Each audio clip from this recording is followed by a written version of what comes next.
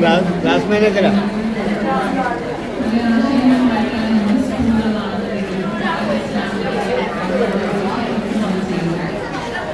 എല്ലാവർക്കും പുതിയൊരു വീഡിയോയിലേക്ക് സ്വാഗതം. ഈ ഒരു വീഡിയോ കണ്ടതിന് ശേഷം എല്ലാ ആൾക്കാരും ഒരേ സ്വരത്തിൽ പറയുന്ന കാര്യം നടന്റെ അഹംഭാവമാണ്, നടൻ എന്ന അഹങ്കാരമാണ് സലീം കുമാർ ഈ കാണിച്ചുകൊണ്ടിരിക്കുന്നത്. ഇത്രയും ക്രൂരത ആ വലത് കൈ പിടിച്ചിരുന്ന മനുഷ്യനോട് കാണിക്കേണ്ടിയിരുന്നതുണ്ടോ? നിലത്ത് വീണിട്ട് പോലും എഴുന്നേറ്റിട്ട് നടക്കുന്ന സമയത്ത് വീണത് മറന്നു പോകുന്ന ഒരു മഹാനടൻ. ഇതാണ് നടന്മാര്. ഈ പറയുന്ന എന്തോ ആണെന്നുള്ള ഭാവമാണ്, മനുഷ്യരാണ്, എപ്പം വേണമെങ്കിലും എന്ത് വേണമെങ്കിലും വരാം. ഇങ്ങനെ കുറേയധികം കമന്റുകളാണ് സോഷ്യൽ മീഡിയയിൽ പ്രത്യേകിച്ച് FB കാണാൻ കഴിയുന്നതെന്ന് പറയുന്നത്. ഏതോ ഒരു പ്രോഗ്രാമിന് പോയതിനു ശേഷം അവിടെ വെച്ച് സലീം കുമാർ കാർപ്പറ്റിലോ പടിയിലോ തട്ടി വീഴുന്ന ഒരു വീഡിയോ ആണിതെന്ന് പറയുന്നത്. ആ വീഡിയോയിൽ വീണതിന് ശേഷം അവിടെ ഉണ്ടായിരുന്ന കുറച്ചുപേർ ഓടിക്കൂടുന്നു, അദ്ദേഹത്തിനെ എഴുന്നേൽപ്പിക്കുന്നു. അദ്ദേഹത്തിന്റെ മുഖത്ത് നന്നായിട്ട് ഈ പറയുന്ന വയ്യായികയുടെ ഒരു അവസ്ഥ കാണാൻ കഴിയുന്നുണ്ട്. ഭയങ്കരമായിട്ട് ഈ പറയുന്ന അൺകംഫർട്ടബിൾ ആണ് അദ്ദേഹം എന്ന് പറയുന്നത്. അതിനുശേഷം അദ്ദേഹത്തിന് വലത് കൈയിലും ഇടത് കൈയിലും ഓരോരുത്തർ ഇങ്ങനെ പിടിച്ചിട്ട് മുന്നോട്ട് പോകുന്നുണ്ട്. വലത് കൈയിൽ പിടിച്ചിരുന്ന ആളുടെ കൈ തട്ടി മാറ്റുന്നത് കൃത്യമായി കാണാൻ പറ്റുന്നുണ്ട്. അപ്പൊ സ്വാഭാവികമായിട്ടും ഇത്രയും പേരുടെ ഇടയിൽ വെച്ചിട്ട് അങ്ങനെ ഒരു പ്രതികരണം ഉണ്ടാവുന്ന സമയത്ത് അദ്ദേഹവും പെട്ടെന്ന് ഒരു പക്ഷേ അല്ല, ഉറപ്പായിട്ട് ഒരു വല്ലാതെ ആയിട്ടുണ്ടാവും. സലീം കുമാർ ഒരുമാതിരി മുന്നോട്ട് പോകുന്നുണ്ട് വല്ലാത്ത അവസ്ഥയിൽ. മുഖത്ത് ദേഷ്യമാണോ ഇനി മ്ലാനതയാണോ ഇല്ല അപ്പുറത്തേക്ക് എന്തോ ഒരു അവസ്ഥയിലേക്ക് അദ്ദേഹം മുന്നോട്ട് പോകുന്നത് കാണാം. ഇത് കണ്ടിട്ടാണ് ആൾക്കാരെല്ലാവരും ഇത്തരത്തിലുള്ള കമന്റ് ഇട്ടിരിക്കുന്നതെന്ന് പറയുന്നത്. ഇപ്പൊ സ്വാഭാവികമായിട്ടും ഏതൊരു വ്യക്തിയും ഇപ്പം തറയിൽ വീഴുമ്പോൾ സ്വാഭാവികമായിട്ടും നമ്മൾ അയ്യോ എന്ന് വിളിക്കും, ഏതൊരു വ്യക്തിയാണെങ്കിലും. എന്നിട്ട് നമ്മൾ പിടിച്ചെണീപ്പിക്കാറുണ്ട്. അപ്പം ഇവിടെ സംഭവിച്ചത് ആ സഹായിച്ച വ്യക്തിയുടെ കൈ തട്ടി മാറ്റുന്ന സമയത്ത് അത് കാണുന്ന സമയത്ത് ഇത്രയും അഹങ്കാരിയാണോ എന്നും ആൾക്കാർ സംസാരിക്കുന്നു, പറയുന്നു. അപ്പം പലർക്കും പല വ്യൂ പോയിന്റ്സ് ആയിരിക്കും. എൻ്റെ വ്യൂ പോയിന്റ്സ് എന്ന് പറയുന്നത് സ്വാഭാവികമായിട്ടും ഒരു വയ്യാത്ത ഒരാൾ എന്ന് പറയുന്ന സമയത്ത് സ്വാഭാവികമായിട്ടും ഉണ്ടാവുന്ന ചില പ്രതികരണങ്ങളുണ്ട്. അത് എല്ലാവരിലും കാണുന്നില്ല. ചില ആൾക്കാർ, മനുഷ്യരെല്ലാം ഓരോ തരത്തിലുള്ള ആൾക്കാരാണ്. ഇവിടെ ഇപ്പം സലീം കുമാറിന് ഇത്രയും പറയാനുള്ള കാര്യം മേ ബി അദ്ദേഹം എല്ലാവരും അറിയുന്ന ഒരു ഈ പറയുന്ന സെലിബ്രിറ്റിയാണ്, അദ്ദേഹം ഒരു ആക്ടറാണ്. അപ്പോൾ സ്വാഭാവികമായിട്ടും സാധാരണ ഒരു വ്യക്തിയാണ് ഇങ്ങനെ ചെയ്യുന്നതെങ്കിൽ എനിക്ക് തോന്നുന്നില്ല ഇത്രയധികം സൈബർ ബുള്ളിങ്ങോ അല്ലെങ്കിൽ ഇത്രയധികം ആൾക്കാർ നെഗറ്റീവ് പറയുകയില്ല. ഇതൊരു നടനായതുകൊണ്ട് അതേ ഇമേജിൽ വെച്ചിട്ട് ബാലൻസ് ചെയ്യാൻ നോക്കുന്ന സമയത്ത് അതിന്റെ അഹങ്കാരമാണ് ഈ കാണിക്കുന്ന തരത്തിൽ മാത്രം വ്യാഖ്യാനിക്കാനാണ് ആൾക്കാർക്ക് ഇഷ്ടപ്പെടുന്നതെന്ന് പറയുന്നത്. പക്ഷേ എനിക്ക് പറയാനുള്ള ചില കാര്യങ്ങളുണ്ട്. അതായത് മേ ബി ഞാനും ഈ ഒരു സാഹചര്യത്തിലൂടെ പോകുന്നതിന് മുന്നായിരുന്നെങ്കിൽ ഇങ്ങനെ തന്നെ പറഞ്ഞേനെ. മീൻസ് ഇതുപോലൊരു സാഹചര്യം, അതായത് തിരുവനന്തപുരത്ത് നമുക്കറിയാം RCCയിൽ ഞാൻ ഇടയ്ക്കൊന്ന് പോയിട്ടുണ്ടായിരുന്നു. ഈ ഇടയ്ക്കാണ് പോയതെന്ന് പറയുന്നത്. അപ്പം ആ പോയ സമയത്ത് അവിടെ ലിഫ്റ്റിൽ കയറുന്നു. എൻ്റെ അമ്മമ്മ കൂടെ ഉണ്ട്. അമ്മമ്മ എന്ന് പറയുന്ന സമയത്ത് ഏകദേശം 70-ൽ കൂടുതൽ പ്രായമുണ്ട്, 70-75 വയസ്സുണ്ട്. അപ്പോൾ സ്വാഭാവികമായിട്ട് കാല് വയ്യാത്തതാണ്. അപ്പം പടി കയറി പോകാൻ പറ്റാത്തതുകൊണ്ട് ലിഫ്റ്റിലാണ് കയറിപ്പോയത്. അപ്പം നിങ്ങൾക്കൊക്കെ ഊഹിക്കാൻ പറ്റും ഇവിടെ RCCയിലൊക്കെ എന്തുമാത്രം തിരക്കാണ്. രോഗികൾ ഫുൾ അങ്ങോട്ടും ഇങ്ങോട്ടും പേഷ്യൻസിനെ കൊണ്ടുപോകുന്ന ലിഫ്റ്റുകളിൽ കൂടി, അല്ലെങ്കിൽ മെഡിസിൻസ് കൊണ്ടുപോകുന്നത്, ഇതൊക്കെ അറിയുന്നതാണ്. സ്കാനിങ്ങിന് കൊണ്ടുപോകുന്ന ആൾക്കാർ, സ്ട്രക്ചറിൽ കിടത്തി കൊണ്ടുപോകുന്നത്, അങ്ങനെ കുറേ കാര്യങ്ങൾ അറിയുന്നതാണ്. അപ്പം ഓൾറെഡി ഇത് കുറേ നേരം നിന്നിട്ടാണ് കയറി പോകുന്നതെന്ന് പറയുന്നത്. അപ്പം ആ വാർഡിൽ പോകേണ്ട ആവശ്യമുണ്ട്, ഒരു ബന്ധുവുണ്ട്, കാണാനുണ്ട്, ഇങ്ങനെ പൊയ്ക്കൊണ്ടിരിക്കുകയാണ്. അപ്പം അമ്മമ്മയെ അത്രയും ശ്രദ്ധിച്ച് ഒന്നാമത് ഇപ്പം കൊറോണയൊക്കെ ആയിക്കൊണ്ടിരിക്കുന്ന ഒരു അവസ്ഥയാണ്, അതുകൊണ്ട് അത്രയും കെയർ ചെയ്യണം. അതിനപ്പുറത്തേക്ക് കാല് വയ്യാത്തതാണ്. പിന്നെ അവിടനകത്ത് നേരത്തെ പറഞ്ഞതുപോലെ തന്നെ എന്താ പറയുന്നത്, ഒരു അപ്പൂപ്പനെ അതിൽ ഇങ്ങനെ കൊണ്ടുപോകുന്നുണ്ട്. അപ്പം അപ്പൂപ്പൻ്റെ ഉടുപ്പൊക്കെ ഇങ്ങനെ തുറന്നിട്ടിട്ട് ഒരു വല്ലാത്തൊരു ശാരീരിക അവസ്ഥയിൽ ഇരിക്കുന്ന ഒരു വ്യക്തി ചുമയ്ക്കുന്നുണ്ട് നന്നായിട്ട്. ഒരു അനിയനാന്ന് തോന്നുന്നു പിടിച്ചിട്ടുണ്ട്. അദ്ദേഹത്തിനും പ്രായമുണ്ട്, ഇദ്ദേഹത്തിനും പ്രായമുണ്ട്. പിന്നെ നമ്മൾ കുറച്ച് ആൾക്കാർ, അവിടുത്തെ സ്റ്റാഫായിട്ടുള്ള വ്യക്തികൾ, ഇത്രയും പേര് ഇതിനകത്തുണ്ട്. ഇങ്ങനെ പൊയ്ക്കൊണ്ടിരിക്കുന്ന സമയത്ത് ആ വാർഡിലെത്തി, 2ാമത്തെ വാർഡിലാണ്. അപ്പം ആ വാർഡിലെത്തുന്ന സമയത്ത് സ്വാഭാവികമായിട്ടും അതിനേക്കാളും മുകളിലേക്ക് പോകേണ്ട ആൾക്കാരൊക്കെ ഇവിടെ നിൽപ്പുണ്ട്. അപ്പം നമുക്ക് ഇറങ്ങേണ്ടത്, എനിക്കും അമ്മമ്മയ്ക്കും ഇറങ്ങേണ്ടത് ആ വാർഡിലാണ്, ക്യാൻസർ വാർഡിലാണ് ഇറങ്ങേണ്ടതെന്ന് പറയുന്നത്. അങ്ങനെ ഇറങ്ങാൻ ശ്രമിക്കുന്ന സമയത്ത് ഞങ്ങളുടെ മുമ്പിലായിട്ട് സൈഡിലായിട്ടാണ് ഈ ഒരു അപ്പൂപ്പനെ ഇങ്ങനെ ഇരുത്തിയിരിക്കുന്നതെന്ന് പറയുന്നത്. അപ്പോൾ വീൽ ചെയറിലാണ് ഇരുത്തിയിരിക്കുന്നതെന്ന് പറയുന്നത്. അപ്പം ഇപ്പുറത്തോട്ട് സൈഡുണ്ട്. അപ്പോൾ സ്വാഭാവികമായിട്ടും അമ്മാമ്മയ്ക്ക് കാല് വയ്യാത്തത് കൊണ്ട് തന്നെ പിടിച്ച് ഞാൻ അങ്ങോട്ട് കൊണ്ടുപോകാൻ ശ്രമിക്കുന്ന സമയത്ത് ഈ പേഷ്യൻ്റ്, ഈ വ്യക്തി, അത് ഇങ്ങോട്ട് വന്നതാണെന്നൊന്നും ഞങ്ങൾക്ക് അറിയില്ല. അപ്പോൾ സ്വാഭാവികമായിട്ടും ഈ വ്യക്തി ഭയങ്കരമായിട്ട് ദേഷ്യപ്പെടുവാണ്.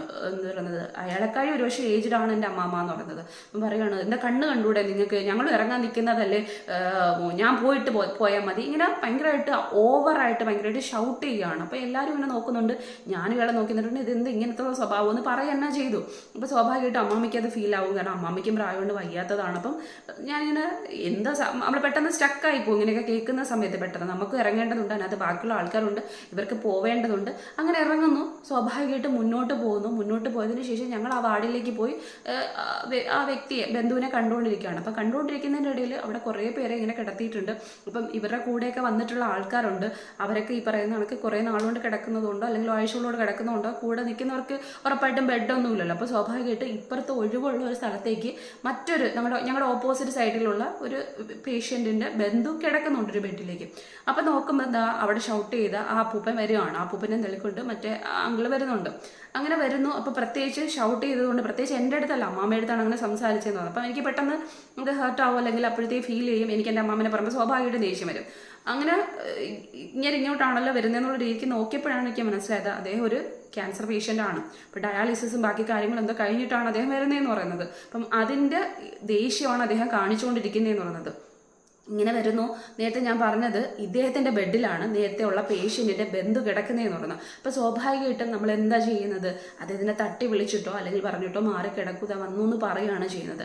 ഇവിടെ സംഭവിച്ചത് ഇദ്ദേഹത്തിനെ കൊണ്ട് സ്ട്രക്ചറിലേക്ക് അല്ലെങ്കിൽ ഈ പറയുന്ന വീൽ ചെയറിലേക്ക് കൊണ്ട് അടുത്തോട്ടാക്കുന്ന സമയത്ത് ഇദ്ദേഹം അയാളടുത്ത് ഷൗട്ട് ചെയ്യുകയാണ്. അപ്പോൾ ആ ഉറങ്ങി കിടന്നാണ് ഞെട്ടി എണീറ്റു. ഇവിടെയാണോ കയറി കിടക്കുന്നത്, എൻ്റെ ബെഡല്ലേ എന്നുള്ള രീതിക്ക് സംസാരിക്കുകയാണ് ചെയ്യുന്നതെന്ന് പറയുന്നത്. അങ്ങനെ അപ്പം കൂടെ വന്നവരും നമ്മൾ കണ്ടുകൊണ്ടിരിക്കുന്നവരും ഒക്കെ ഒരുമാതിരിയാണ് ആയിപ്പോൾ നമുക്കൊന്നും സംസാരിക്കാൻ പറ്റത്തില്ല. പക്ഷേ അപ്പോഴാണ് എനിക്ക് ഉൾക്കൊള്ളാൻ പറ്റുന്നത് അല്ലെങ്കിൽ മനസ്സിലായി വരുന്നത് ഇത് ഇങ്ങനെയാണ് സിറ്റുവേഷൻ എന്നുള്ളത്. അതിനുശേഷം അദ്ദേഹത്തിന് ഒരുപക്ഷെ കൂടെയുള്ള പേഷ്യൻറ്റിനേക്കും അല്ലെങ്കിൽ രീതികൾ അറിയുന്നതോ അല്ലെങ്കിൽ കുറേ കാലം കൊണ്ട് നടക്കുന്നതുകൊണ്ടോ ഇതുപോലെ പേഷ്യൻസ് ഉണ്ടെന്ന് മനസ്സിലാക്കാൻ പറ്റുന്നുണ്ട്. ആ മനുഷ്യൻ പതുക്കെ ഇറങ്ങുന്നു, എണീക്കുന്നു. കൂടെ ഉണ്ടായിരുന്ന വ്യക്തിയുടെ അടുത്തോട്ട് പോയി അവിടെ ഒരു കസേര ഉണ്ടായിരുന്നു, അവിടെ പോയി ചാരി ഇരിക്കണം. ഒന്നും മിണ്ടിയില്ല. ആ പാവം പോയി ഇരിക്കുകയാണ് ചെയ്യുന്നതെന്ന് പറയുന്നത്. അതിനുശേഷം ഈ അപ്പൂപ്പനെ അവിടേക്ക് പിടിച്ച് കിടത്തുന്നു. ആ പിടിച്ച് കിടത്തുന്ന സമയത്തൊക്കെ ഇദ്ദേഹം അലർന്നുണ്ട്. ഭയങ്കരമായിട്ട് എന്തൊക്കെയോ ഞരക്കം അങ്ങനത്തുള്ള കുറേ സംഭവങ്ങളുണ്ട്. അതിനുശേഷം ഇദ്ദേഹത്തിൻ്റെ ഈ കൊണ്ടുവന്ന അനുജനെ ആവശ്യമില്ലാതെ ഷൗട്ട് ചെയ്യുകയാണ്, എന്തൊക്കെയോ പറയുന്നുണ്ട്. അപ്പോൾ സ്വാഭാവികമായിട്ടും ഈ മനുഷ്യന് ഭയങ്കരമായിട്ട് നമ്മളെല്ലാം നോക്കിക്കൊണ്ടിരിക്കില്ലേ, അതിൻ്റേതായിട്ടുള്ള ഒരു നാണക്കേടുണ്ടല്ലോ സ്വാഭാവികമായിട്ട്. ഇനി എത്ര ബന്ധു എന്ന് പറഞ്ഞു കഴിഞ്ഞാലും നമ്മൾ ഒറ്റയ്ക്കാവുന്ന സമയത്ത് നമ്മളെങ്ങനെ പറഞ്ഞു കഴിഞ്ഞാൽ നമ്മളും അവരും തമ്മിലുള്ള അല്ലേ, അല്ലെങ്കിൽ വേറെ ആരും കേൾക്കുന്നില്ലല്ലോ എന്നെങ്കിലും വിചാരിച്ച് നമ്മളത് കളയും. പക്ഷെ കുറേ ആൾക്കാരുടെ മുന്നിലിട്ട് പറയുന്ന സമയത്ത് സ്വാഭാവികമായിട്ടും നമ്മൾക്ക് ഭയങ്കര ഫീൽ ആവും. ഇനി എത്ര ബന്ധു എന്ന് പറഞ്ഞു കഴിഞ്ഞാൽ എത്ര ബന്ധം എന്ന് പറഞ്ഞു കഴിഞ്ഞാൽ അപ്പോൾ അതിൻ്റേതായിട്ടുള്ള എല്ലാ ഒരു അല്ലാത്ത അവസ്ഥ അദ്ദേഹത്തിൻ്റെ മുഖത്ത് കാണാൻ പറ്റുന്നുണ്ട്. എന്നിട്ട് അദ്ദേഹം പോകുന്നുണ്ട്. അപ്പോഴാണ് എനിക്ക് സത്യത്തിൽ മനസ്സിലാകുന്നത്. ഒരു പക്ഷേ ഞാൻ അങ്ങനെ ഒരു വാർഡിലേക്ക് പോയിട്ടില്ല, അവിടുത്തെ അത്തരത്തിലുള്ള ആൾക്കാരെ കണ്ടിട്ടില്ലെങ്കിൽ എനിക്കിതിനെക്കുറിച്ച് ഒരു ഐഡിയ കിട്ടില്ല, അല്ലെന്നുണ്ടെങ്കിൽ ഇത് എന്തെന്ന് മനസ്സിലാകത്തില്ല. അങ്ങനെ കുറേ കാര്യങ്ങളുണ്ട്. അപ്പോൾ സ്വാഭാവികമായിട്ടും അങ്ങനെ പോയപ്പം അവിടെ കണ്ട കുറേയധികം പേഷ്യൻസിൻ്റെ സ്വഭാവങ്ങളുണ്ട് ഇതേ തരത്തിലുള്ള. ഇതിലപ്പുറത്തേക്ക് ഭയങ്കരമായിട്ട് കാമായിട്ടിരിക്കുന്ന കുറേയധികം പേഷ്യൻസും ഉണ്ട്. ഒന്നുമില്ല, ആരെയും ബുദ്ധിമുട്ടിക്കുന്നില്ല. ഇങ്ങനെയുണ്ട്. രണ്ട് രീതിയിലുള്ള ആൾക്കാർ അവിടെ കാണാൻ പറ്റും. ചിലർക്ക് വരുന്ന ഈ വേദനകളോ അല്ലെങ്കിൽ അപ്പോൾ ഉണ്ടാകുന്ന ഭയങ്കരമായിട്ട് എന്ത് പറയുന്നത് ഒരവസ്ഥയെ മറ്റുള്ളവരിലേക്ക് എറിയാൻ ശ്രമിക്കുന്നുണ്ട്, അല്ലെന്നുണ്ടെങ്കിൽ അത് അങ്ങനെ പറയാൻ ശ്രമിക്കുന്നുണ്ട്. അത് അവരുടെ അവസ്ഥയായിരിക്കാം മേ ബി. അപ്പം അത് കണ്ടതുകൊണ്ടായിരിക്കാം പ്രത്യേകിച്ച് എനിക്ക് സലീംകുമാറിൻ്റെ ഈ ഒരു വീഡിയോ കണ്ടപ്പം എനിക്ക് പ്രത്യേകിച്ചൊന്നും തോന്നിയില്ല. ആ മനുഷ്യനെ കൈ തട്ടി മാറ്റിയ മനുഷ്യനെ ഏകദേശം ഈ മനുഷ്യന് വയ്യാത്ത അവസ്ഥയാണെന്ന് മനസ്സിലാക്കാനുള്ള കഴിവും അദ്ദേഹത്തിന് പക്വതയുണ്ടെങ്കിൽ അത് അദ്ദേഹത്തിന് ഉൾക്കൊള്ളാൻ കഴിയുന്ന ഒരു കാര്യമാണ്. അപ്പം എല്ലാവരും ഇതുപോലെ ചിന്തിക്കണമെന്നില്ല, എല്ലാവർക്കും ഇതുപോലെ തോന്നണമെന്നില്ല. ഇതിലപ്പുറത്തേക്ക് നമുക്ക് കുറേ വയസ്സായിട്ടുള്ള അപ്പൂപ്പന്മാരോ അമ്മൂമ്മമാരോ ഒക്കെ ഉണ്ടെന്നുണ്ടെങ്കിൽ അവരുടെ കാര്യങ്ങളൊന്ന് കണക്ട് ചെയ്ത് നോക്കിക്കഴിഞ്ഞാൽ മനസ്സിലാവും. അവരുടെ അടുത്ത് കുറച്ച് നേരം ഇരിക്കാൻ ശ്രമിച്ചാൽ മനസ്സിലാവും അവരെന്തുമാത്രം ദേഷ്യം കാണിക്കും എന്നുള്ളത്. അവരെന്തുമാത്രം നമ്മൾ ഫുഡ് ഉണ്ടാക്കി കൊടുക്കുന്ന സമയത്ത് അല്ലെങ്കിൽ കൊടുക്കുന്ന സമയത്ത് അവർക്ക് മിക്കതും പിടിക്കില്ല, അവർക്ക് ദേഷ്യം വരും. നമ്മൾ അത്രയും കഷ്ടപ്പെട്ടിട്ടായിരിക്കും ഉണ്ടാക്കി കൊടുക്കുന്നതെന്ന് പറയുന്നത്. പക്ഷെ അവർ വേണ്ടാന്ന് പറയും, അല്ലെങ്കിൽ അത് എന്തെങ്കിലും കുറ്റം പറഞ്ഞുകൊണ്ടിരിക്കും. കുറ്റം മീൻസ് അവർക്ക് ഇഷ്ടമാവില്ല, അവരുടെ പ്രായം അതാണ്, അവരുടെ രീതി അതാണ്. ഇങ്ങനെ കുറേയധികം ശാരീരിക ബുദ്ധിമുട്ടുകളും ഈ പ്രായത്തിൻ്റെ അവസ്ഥയൊക്കെ ചേർന്നിട്ടുള്ള സ്വഭാവ രൂപീകരണം അല്ലെങ്കിൽ സ്വഭാവ മാറ്റങ്ങൾ മനുഷ്യരിൽ സംഭവിക്കുന്നുണ്ട്. ഇത് ഒരുപക്ഷെ അങ്ങനെയുള്ള പരിചിതമല്ലാത്ത ആൾക്കാരായിരിക്കും ഒരുപക്ഷെ ഈ ഒരു കമൻറ്റ് മൊത്തം ഇട്ടുകൊണ്ടിരിക്കുന്നതെന്ന് പറയുന്നത്. ഇത് ഇപ്പം വേണമെങ്കിൽ ഒരാൾ പറയുന്ന കേട്ടു കുറച്ച് കുടിക്കണമായിരുന്നു, കുടിച്ചതിൻ്റെ അല്ലേ ഇപ്പം വയ്യാതായെന്നുള്ളത്. മേ ബി അത് ശരിയായിരിക്കാം. കുടിക്കുന്നതും കുടിക്കാതിരിക്കുന്നതൊക്കെ ഓരോരുത്തരുടെ ഇഷ്ടം. എന്തായാലും അസുഖം വരുന്നത് കുടിക്കുന്നത് കൊണ്ട് മാത്രം അസുഖം വരുന്നതെന്ന് പറയാൻ പറ്റത്തില്ല. കാരണം അതിനുകൊണ്ടൊരു കാര്യം എന്ന് പറയുന്നത് ഒരിക്കലും കുടിച്ചിട്ടില്ലാത്ത, ഒരിക്കലും ഈ പറയുന്ന ബീഡി വലിച്ചിട്ടില്ലാത്ത, സിഗരറ്റ് വലിച്ചിട്ടില്ലാത്ത ഒരു സാറ്, എൻ്റെ പഠിപ്പിച്ചുകൊണ്ടിരുന്ന ഒരു സാറ്. അപ്പം അദ്ദേഹം പെട്ടെന്ന്, ഹരി എന്നാണ് അദ്ദേഹത്തിൻ്റെ പേരെന്ന് പറയുന്നത്, പെട്ടെന്ന് അദ്ദേഹം മരണപ്പെടുന്നു. അദ്ദേഹത്തിൻ്റെ അസുഖം ഡോക്ടർ പറഞ്ഞത് ലിവർ സിറോസിസ് എന്നാണ് പറഞ്ഞത്. അതിൻ്റെ ഏറ്റവും ലാസ്റ്റ് സ്റ്റേജ് ആയിരുന്നു. ബ്ലഡ് വൊമിറ്റ് ചെയ്താണ് അദ്ദേഹം മരിക്കുന്നത്. പക്ഷെ അദ്ദേഹം ഒരിക്കൽ പോലും കുടിച്ചിട്ടില്ല, അദ്ദേഹം ഒരിക്കൽ പോലും സിഗരറ്റ് വലിച്ചിട്ടില്ല. വേറെ എന്തൊക്കെയാണ് ഇതിന് കാരണമായിട്ടുള്ളത്? ലാസ്റ്റ് എന്തൊക്കെയോ ചേർത്ത് പറഞ്ഞിട്ടുള്ള കാര്യം എന്ന് പറയുന്നത് ഈ വലിയ ടൈപ്പ് മീനുകൾ ആഴ്ചകളോളം ഫ്രിഡ്ജിൽ സൂക്ഷിച്ചിട്ട് അത് യൂസ് ചെയ്യുമായിരുന്നു. വലിയ വലിയ നെയ്മീൻ അങ്ങനത്തെ ഉള്ളൊക്കെ കാര്യങ്ങൾ അതിൻ്റെ എന്തോ ഇത്, കാരണം നമുക്കറിയാം ഈ പറയുന്ന ഫ്രിഡ്ജിലുള്ള വാതകങ്ങളെ കുറിച്ച് അറിയുന്ന കാര്യമാണ്. ഇതിൻ്റെ എന്തോ കെമിക്കൽ വശങ്ങൾ ചേർന്നിട്ട് ഉണ്ടായിട്ടുള്ളതാണ്, അല്ലാതെ വേറൊരു തരത്തിലും അദ്ദേഹം ഉപയോഗിച്ചിട്ടില്ല. ലിക്വർ അങ്ങനത്തെ കാര്യങ്ങളൊന്നും അദ്ദേഹം ഉപയോഗിച്ചിട്ടില്ല.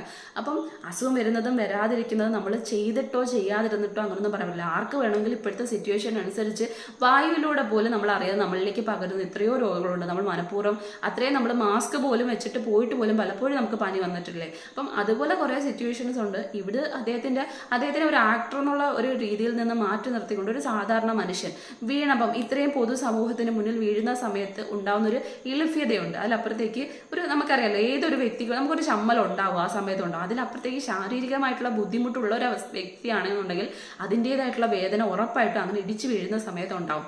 അപ്പോൾ എണീപ്പിക്കുന്ന സമയത്ത് സ്വാഭാവികമായിട്ടും കൈ കൊടുക്കും അവർ.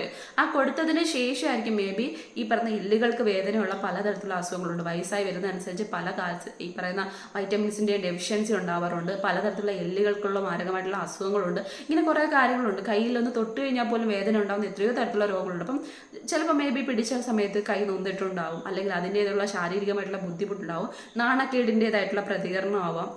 എല്ലാവരും കൂടെ എന്നെ താങ്ങി പിടിച്ചുകൊണ്ട് പോകുന്ന സമയത്ത് സ്വാഭാവികമായിട്ടും അദ്ദേഹത്തിന് തോന്നിയ കുറേയധികം കാര്യങ്ങളുണ്ടാവും. അതായിട്ട് കണക്കാക്കിക്കൊണ്ട് ഒരു വയ്യാത്ത മനുഷ്യൻ്റെ ഒരു പ്രതികരണം എന്നുള്ള രീതിക്ക് മാത്രം എടുക്കേണ്ട ഒരു കാര്യമാണ്. അതിൽ ഇത്രയധികം കാര്യങ്ങൾ ഉണ്ടാകുന്ന സമയത്ത് മേ ബി നാളെ ഒരു ടൈമിൽ നമുക്കും ഇത് സംഭവിക്കാം, അല്ലെങ്കിൽ നമ്മുടെ ഏറ്റവും അടുത്ത ബന്ധുവിനും സംഭവിക്കാം. പക്ഷെ അങ്ങനെ സംഭവിക്കുന്ന സമയത്ത് നമ്മൾ ഇതേ രീതിക്കായിരിക്കണം പെരുമാറേണ്ടതെന്ന് മാത്രം.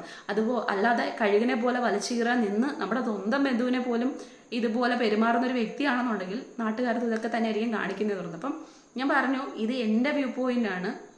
ഒരു പക്ഷേ അവിടുത്തെ ആ ഒരു സിറ്റുവേഷൻ ഞാൻ നേരിട്ട് കാണുകയും അനുഭവിക്കുകയും ചെയ്തത് കൊണ്ട് എനിക്ക് തോന്നിയ ഒരു കാര്യം എന്ന് പറയുന്നത്, ചിലപ്പം ഇങ്ങനത്തുള്ള വ്യക്തികളെ ഞാൻ കണ്ടിട്ടില്ലായിരുന്നെങ്കിൽ എനിക്കും ഇത് അഹങ്കാരമായിട്ട് തന്നെ ഫീൽ ചെയ്യുമായിരിക്കും. അതുകൊണ്ട് പറയുന്ന ആൾക്കാർക്ക് പക്ഷേ നമുക്കൊരു പരിധിയില്ലേ എന്ത് പറയുന്നതിനും. നമ്മൾ സോഷ്യൽ മീഡിയ ആയാലും ഇനി എന്ത് തന്നെ ആയാലും നമുക്ക് വിമർശനമാവാം, പറയുന്നതിനൊരിതുണ്ട്. പക്ഷെ ഭയങ്കരമായിട്ട് ഈ പറയുന്ന ശാപവാക്കുകൾ പറയുക, അതിലപ്പുറത്തേക്ക് ഭയങ്കരമായിട്ട് വൃത്തികെട്ട ലാംഗ്വേജ് അത്രയും തരം താഴ്ന്ന രീതിയിലേക്കൊക്കെ പറയുന്നത് ഭയങ്കര മോശമായിട്ടുള്ള കാര്യമായിട്ട് വിചാരിക്കുന്ന ഒരു വ്യക്തിയാണ്. അപ്പം സ്വാഭാവികമായിട്ടും അത്രയും വയ്യാത്തൊരു വ്യക്തിയാണെങ്കിൽ നാളെ ആരുണ്ട് ഇല്ല എന്നൊന്നും നമുക്കറിയാൻ പറ്റത്തില്ല. നമ്മൾ ചിലപ്പം അറിഞ്ഞോ അറിയാതെയോ പറയുന്നൊരു വാക്ക് നാളെ ആ പറഞ്ഞു പോയ വ്യക്തി ഇല്ലാതിരിക്കുകയാണെന്നുണ്ടെങ്കിൽ നമുക്കത് ഫീൽ ചെയ്യും, ഭയങ്കരമായിട്ട് ഫീൽ ചെയ്യും. നമുക്കൊന്നും പറയാൻ പറ്റില്ല, ഇങ്ങനെ പറഞ്ഞു പോയല്ലോ എന്നൊരു സിറ്റുവേഷൻ വരാനുള്ള ചാൻസ് ഉണ്ട്. അപ്പോൾ ആ പരമാവധി അങ്ങനെയുള്ള സിറ്റുവേഷൻസ് ഒഴിവാക്കുക എന്നൊരു സംഭവമുള്ളൂ, പ്രത്യേകിച്ച് ഇങ്ങനെയുള്ള പേഷ്യൻസിൻ്റെ കൂടെയൊക്കെ, അല്ലെങ്കിൽ ഇത്തരത്തിലുള്ള അവസ്ഥയിൽ പൊയ്ക്കൊണ്ടിരിക്കുന്ന ആൾക്കാർക്ക്. അപ്പം ഇത്രയുള്ള വീഡിയോ എന്ന് പറയുന്നത് ഇത് കണ്ട സമയത്ത് ഇത് സംസാരിക്കണമെന്ന് തോന്നി.